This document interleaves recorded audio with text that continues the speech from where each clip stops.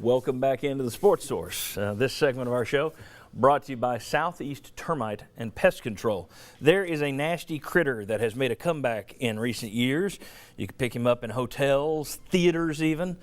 Bed bugs. Ew. Southeast Termite and Pest Control know how to find them and kill the suckers. Rather than heat treatments like most other companies use, they use a liquid treatment that is proven to be much more effective. If you fear bed bugs, and I would, call Southeast Termite and Pest Control. They can handle anything you've got in your home, and they can find and kill bed bugs if you happen to deal with that nightmare of a problem. All right, a couple hot reads in this one, just quick segment, quick questions.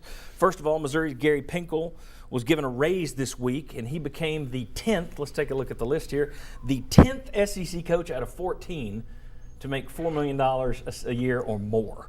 Here's my question.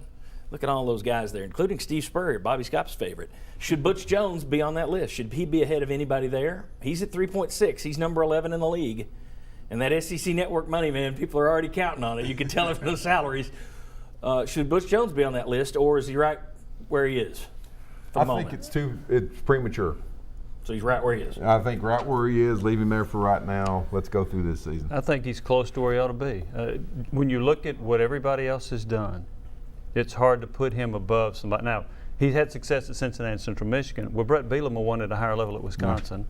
So I'm going to say where he is right now is about, and I can't argue with anybody else on that. The people in the East that make more, they've accomplished more. Yeah. He's ahead of the three guys in the East that he's accomplished more than. Right. In terms of McElwain and Mason and Stoops, who are all behind him. Let's get better, and the money will come.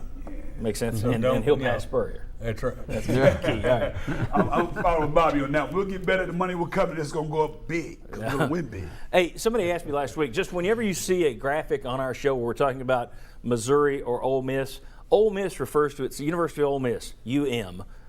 Missouri is the University of Missouri, MU. That's an old Big 8 thing. All those schools used to say they'd reverse it, like University of Oklahoma, OU.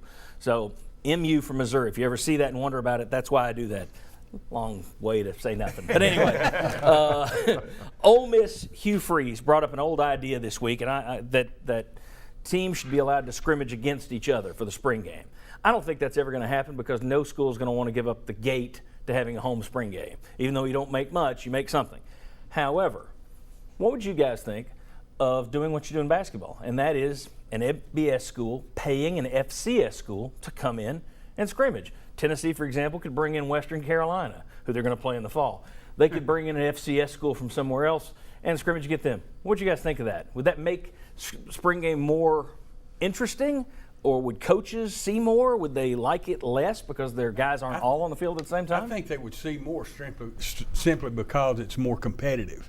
I mean, you're out there playing against something else. Everybody's probably going to be live. Yeah. So I would like to see it. Another issue, though, is would you fear injuries? With fair injury, but I think it solves two problems, though, right there, John P. We got an issue right now in college football where I think a lot of these football programs are going to suffer the ETSU syndrome and go away because of finances. I think you bring more light to some of these smaller programs, get them some exposure, probably get some more money because of the big schools having their own network, especially SEC TV, and it help the schools survive. Okay. If I'm a fan, I want to see it. If I'm a coach, there's no way. Because all of a sudden I'm playing this lower level school and I've got 17 players out and they're starting to beat me. Now I'm going to start trying to beat them and I'm going to start running reverses and hope the defensive back doesn't take it to the house the other way.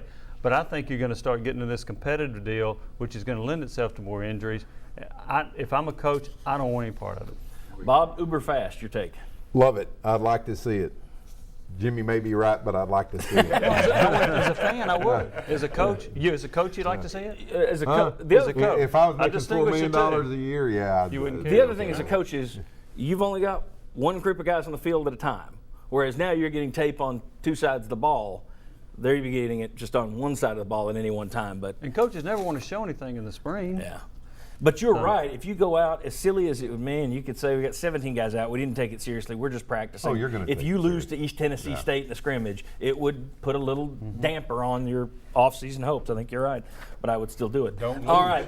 When we come back, St. Peyton was back in town yesterday. We'll talk about that, and we'll talk a little Nike for you. A little fun with that. I want to thank Sterling and Bobby for being with us again.